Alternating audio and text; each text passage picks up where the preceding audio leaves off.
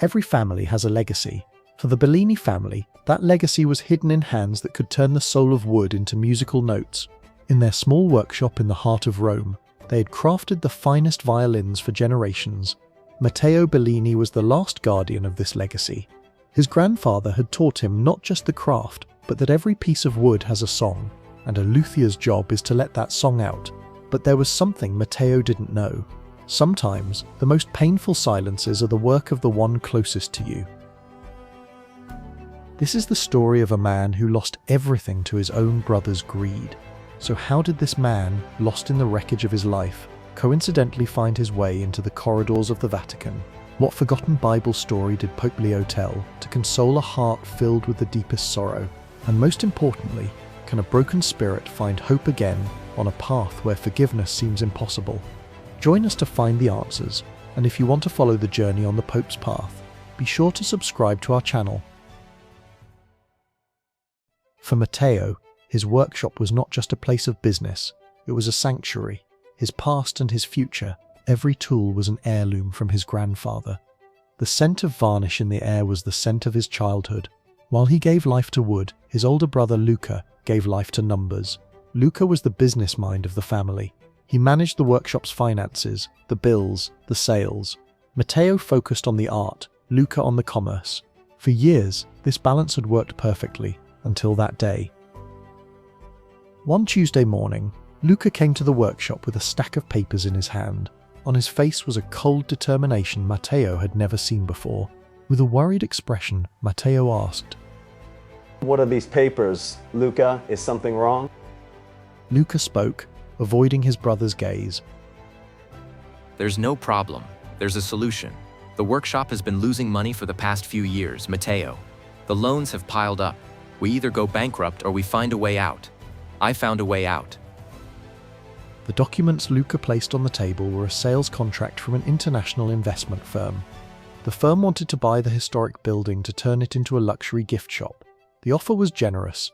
Matteo's eyes widened in horror. He stammered in disbelief.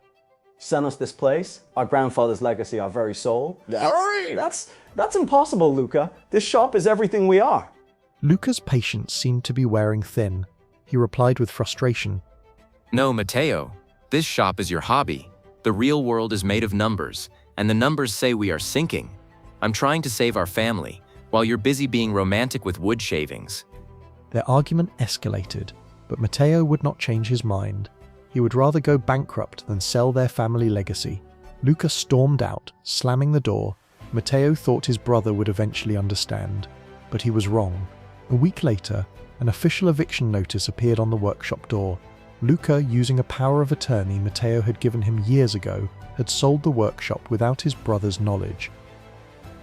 On that day, Matteo didn't just lose his workshop, he lost his home, his art, his past, and most importantly, his brother. He was left all alone on the streets of Rome, with a cold void in his heart, carved out by betrayal. Months passed. To survive, Matteo was working as a waiter in a restaurant, his magical hands now carrying plates. He had lost his art and his hope. During those same days, a small, insignificant accident occurred in the Vatican. A young seminarian, while carrying Pope Leo's old violin from his youth, stumbled and dropped it. A long, deep crack appeared on the violin's body. The instrument had no material value, but for the Pope, its sentimental value was immeasurable. He asked his staff to find the best luthier in Rome to repair it. A few days later, his aide, Cardinal Francesco, returned with sad news. With a voice full of disappointment, Francesco explained the situation. "Your Holiness, everyone we consulted gave us the same name, Matteo Bellini. They say he is the most talented luthier in Rome, but he no longer has a workshop. He was cheated by his brother and lost everything. Nobody knows where he is." Pope Leo was deeply moved by the story of this lost artisan. This was no longer about repairing a violin. This was a mission to find a lost soul. In a calm but firm tone, Pope Leo gave his order. "Find that man, Francesco, wherever he is, whatever he is doing. Find him and invite him here as my guest." The Vatican's resources located Matteo within a week. He was washing dishes in the kitchen of a trattoria. At first he refused the invitation. He was ashamed, broken, but he could not resist the sincere insistence of Cardinal Francesco. Matteo was nervous when he entered the room, but when Pope Leo walked in, he wasn't wearing his magnificent papal vestments. He wore a simple white cassock, and on his face was the expression not of a monarch, but of a kind grandfather. The Pope didn't walk directly to the violin. He came to Matteo's side and looked at his hands. Pope Leo spoke in a soft tone. These hands, I'm told they once made wood sing, but now they look so tired. These unexpected words of compassion were the final drop that caused the dam of tears Matteo had been holding back for months to break. He told his entire story, his brother's betrayal, his lost legacy, how he had lost faith in his art, the hatred and pain in his heart. The Pope listened patiently until the very end. When Matteo fell silent, only the echo of his sobs remained in the room. Then the Pope picked up the cracked violin from the table. This violin was a gift to me when I was a young priest. Its sound was never perfect, but it always reminded me of how much God loves even the imperfect. The Pope paused for a moment and looked at Matteo. Your story reminds me of one of the oldest stories of brothers in the Bible, Matteo, the story of Joseph. Have you ever heard it? Matteo shook his head. Joseph was his father's favorite son, and he was gifted by God with the ability to interpret dreams. His brothers were jealous of him. They were so jealous that one day they sold him into slavery and told their father he had been killed by an animal. Joseph was betrayed, exiled to Egypt, and wrongfully imprisoned. Just like you, he had lost everything. He had been stabbed in the back by his own blood.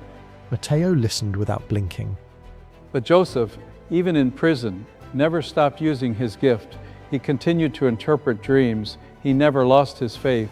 And years later, God rewarded him. He became one of the most powerful men in Egypt. And one day, a group of men driven by famine came and knelt before him. They were his brothers, the ones who had sold him into slavery. They did not recognize him. The Pope looked directly into Matteo's eyes. Now think, Matteo, what would you do if you were in Joseph's place? The brothers who caused you years of suffering, who left you for dead, are now at your mercy. You would take your revenge, wouldn't you? You would give them the punishment they deserve. Matteo remained silent. His heart was filled with rage. But Joseph did not take revenge. He looked at his brothers and he wept. He forgave them because he understood that the evil his brothers had done to him was part of God's path to prepare him for a greater good. Their betrayal had led him to a position where he could save thousands of lives. The Pope placed his hand on Matteo's shoulder. I am not telling you that you must forgive your brother, Matteo. That is a journey between you and God alone. But I am telling you this, to hold on to anger and hatred is to continue living in the pit your brother threw you in. To forgive him does not mean you condone his actions. To forgive him means you are finally climbing out of that pit to walk your own path. Luca took your workshop, yes, but he cannot take these hands, and he cannot take the unique gift God has given you. Your true legacy is not those four walls. It is the song inside your heart and in these hands. That day, when Matteo left the Vatican, his heart was still broken, but it was no longer hopeless. He took the Pope's violin with him. When he returned to his small room, for the first time in months, he picked up a tool and began to work. As he mended the crack in the violin, he was in fact mending the cracks in his own soul. Months later, Matteo Bellini opened a new workshop in a small shop, away from the city's noise. It wasn't as big as the old one, but it was all his.